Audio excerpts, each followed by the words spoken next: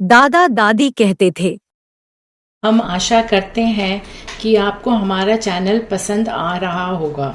इस चैनल में हम आपके लिए लाइफ लेसन, मनी लेसन और भक्ति से रिलेटेड विचार लेकर आते हैं।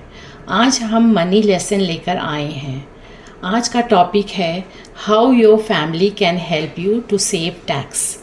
रवि कश्यप, जिनको 40 यानी 40 इयर्स का टैक्स प्लानिंग का एक्सपीरियंस है, वो आपको कुछ टिप्स बताएंगे कि आपकी फैमिली भी किस तरह से आपका टैक्स बचाने में आपकी मदद कर सकती है। हाँ जी, आपने बिल्कुल ठीक कहा। आपकी फैमिली भी आपकी मदद कर सकती है टैक्स बचाने में। इसमें सबसे पहला नंबर, अगर आपके पेरेंट्स के बारे में बताया जाए तो इससे पहले बताने से पहले मैं ये बता दूं कि सीनियर सिटीज़न जो हैं 60 इयर्स टू 80 इयर्स तक, उनके 3 लाख तक की इनकम टैक्स में एग्जम्पशन होती है। और वेरी सीनियर सिटीज़न जो कि 80 साल से ऊपर हैं, उनको 5 लाख तक की इनकम टैक्स में एग्जम्पशन मिलती है। अब आप अपने पेरेंट्स की मदद से कैसे अपना टैक्स बचा सकते हैं, इसमें सबसे पहला तरीका तो ये है कि आप अपने पेरेंट्स को गिफ्ट दीजिए या उनके नाम से कुछ अमाउंट उनके जमा करा दीजिए। कि आप अपने पेरेंट्स के नाम से अगर कुछ डिपॉजिट करा देते हैं, जैसे गवर्नमेंट की बहुत सारी स्कीमें हैं, senior citizen scheme post office में, और टैक्स सेविंग स्कीम्स कितनी हैं, बैंक में अगर डिपॉजिट करा देते हैं तो सीनियर सिटीजन्स को इनकम टैक्स में सेक्शन 80TTB में 50,000 of interest income is exempt. इनको 50,000 तक की इंटरेस्ट की इनकम एग्जम्प्ट होती है। यही अगर आपके पेरेंट्स 60 साल से कम हैं तो उनको 10,000 तक की इनकम टैक्स की एग्जम्पशन मिलेगी। और दूसरा तरीका है, अगर मान लीजिए आप सर्विस एम्प्लॉयड हैं और आपका HRA आपको मिलता है, वो आपकी इनकम में इंक्लूड हो जाता है और उस पर टैक्स लग जाता है।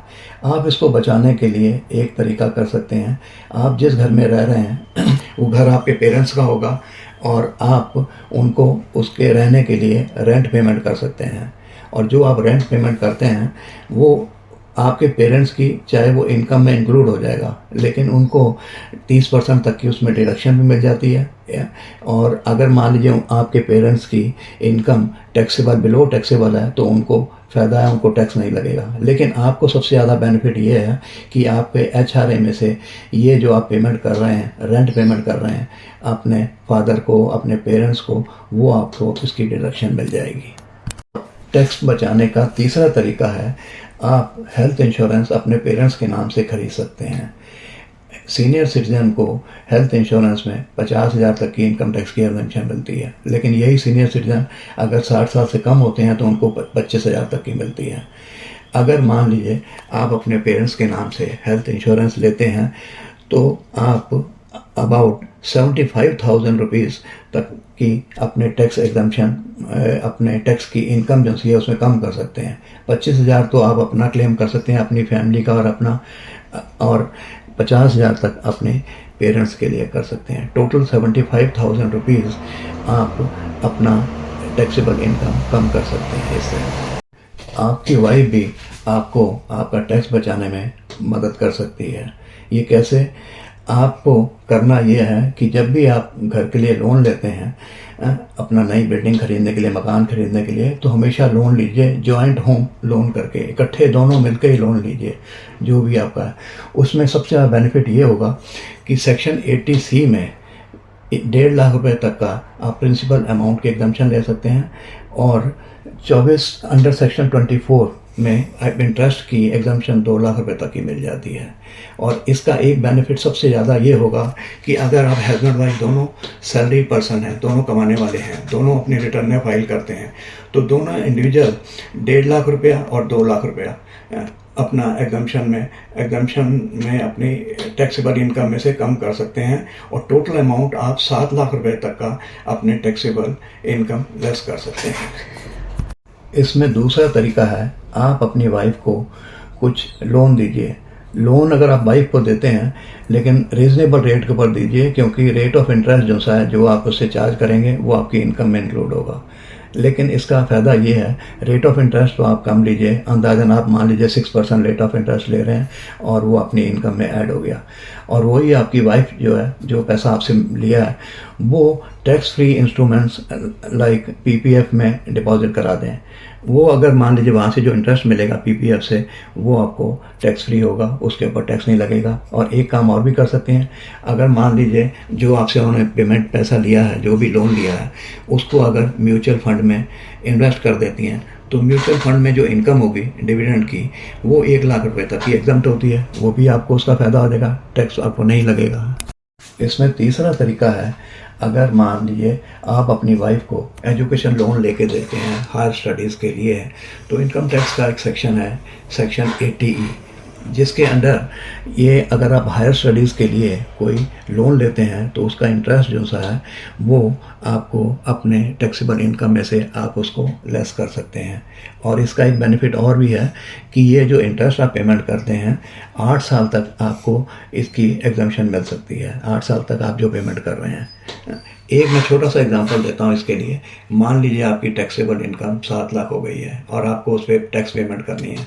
अगर आपको यही एजुकेशन लोन का 2 लाख रुपया इंटरेस्ट आप पेमेंट करते हैं और इसमें से लेस कर दिया, तो टोटल आपकी लेस करके 2 लाख रुपया लेस करके 5 लाख रुपया टैक्सेबल इनकम हो गई, जो कि एग्जम्प्टेड है, आपका टैक्स फ्री हो गया। आपके बच्चे भी आपके टैक्स बचाने में आपकी पूरी मदद कर सकते हैं। वो कैसे, ये भी मैं आपको बताता हूँ। सेक्शन 80C में जहाँ 1.5 लाख रुपए तक की एग्जम्पशन मिलती है आपको, उसमें अगर आप अपने बच्चों के नाम से पीपीएफ अकाउंट खोल लीजिए, म्यूचुअल फंड ले लें या यूलिप या इंश्योरेंस ले लेते हैं, इसकी आपको एग्जम्पशन मिलती है। और अगर मान लीजिए आपने अपने बच्चों के नाम से म्यूचुअल फंड लिया और इसके ऊपर जो डिविडेंड आया, इनकम हुई, उसको 1 लाख रुपए तक की आपको वैसे ही एग्जम्पशन मिल जाएगी। दूसरा पॉइंट, आपके बच्चे आपकी टैक्स बचाने में कैसे मदद कर सकते हैं। आप अपने बच्चों के नाम से एजुकेशन लोन ले सकते हैं।